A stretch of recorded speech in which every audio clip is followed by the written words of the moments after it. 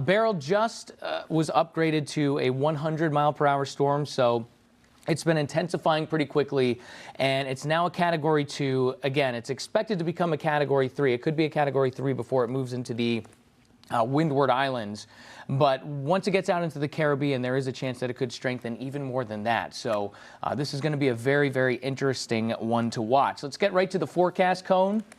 Now, one thing you'll notice is that over the last couple of years, these forecast cones have gotten just so much thinner, meaning the forecasts have gotten a lot better. We've got a very strong idea of where this storm is headed. We know a lot about the steering patterns, at least over the next several days.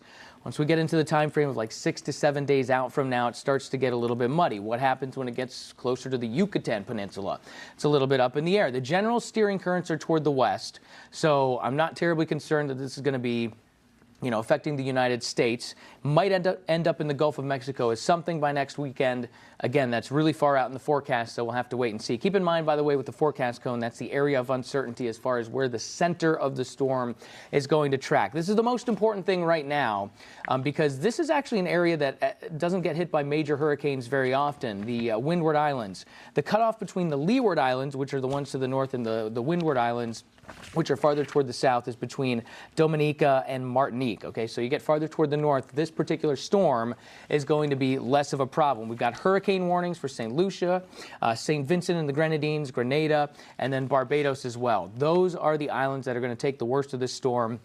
You can see it here on the forecast radar, how this is going to pan out. Again, this is going to be, probably pretty close to a direct hit somewhere in that region.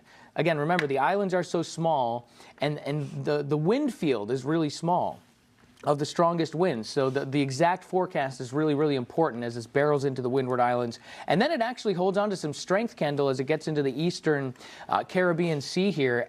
And then it gets kind of interesting. Like, where does it go from there? Well, the general steering current is toward the west, but could this end up in the Gulf of Mexico? We'll have to see. Yeah, that's the big question, and I think a lot of folks have eyes on Beryl, and rightfully so, because we are early in the season. It's late June, after all, and when we think back historically speaking, there has only been one hurricane on record to form east of the Lesser Antilles during the month of June, and that was back in 1933. That was the Trinidad hurricane. So just kind of putting this all into perspective, how unusual this type of situation really is. But we know the reason being is that we've got bathwater out there. Also, it's avoiding that Saharan dust plume, and so the overall environment, it's conducive, and that's exactly what we've watched happen. It absolutely is. We've been talking about the really warm water, for how long now? It's been months that we've been talking about all this record water, and then, of course, last week, the Gulf of Mexico got a little bit cooler after we had all that action, but the water's still very, very warm, in the Caribbean and parts of the Western Atlantic.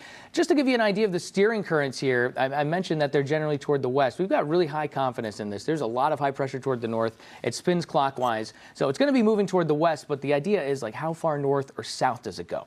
Yeah. That's the big question mark. And I think in terms of if you live right along the Gulf Coast, if you live in Florida, I think you should be okay. The more likely scenario is that we'll watch as it will work its way through the Caribbean. There's the potential that it could kind of weaken as it works over the mountainous region. But also, if you live right along the Texas coastline or even the Louisiana coastline, those are the areas, Ari, in my opinion, the folks need to be the most on guard, where we have the higher potential if this does continue to progress more northwestward. Yeah, totally agree with that.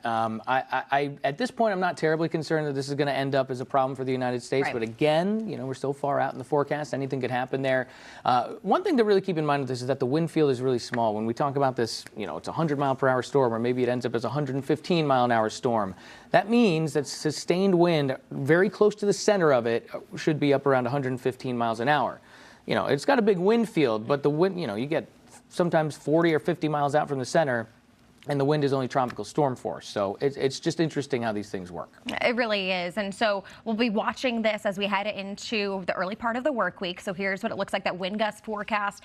Unfortunately, we will be talking about potentially a Category 4 hurricane on our hands by as early as tomorrow, and then it will work its way over the Lesser Antilles. And then, unfortunately, Ari, look what we have there, right on its heels. Jamaica. Yeah, I think Jamaica is the #1 spot after the Windward Islands that's going to have to watch this. And again, that's kind of mid to late week.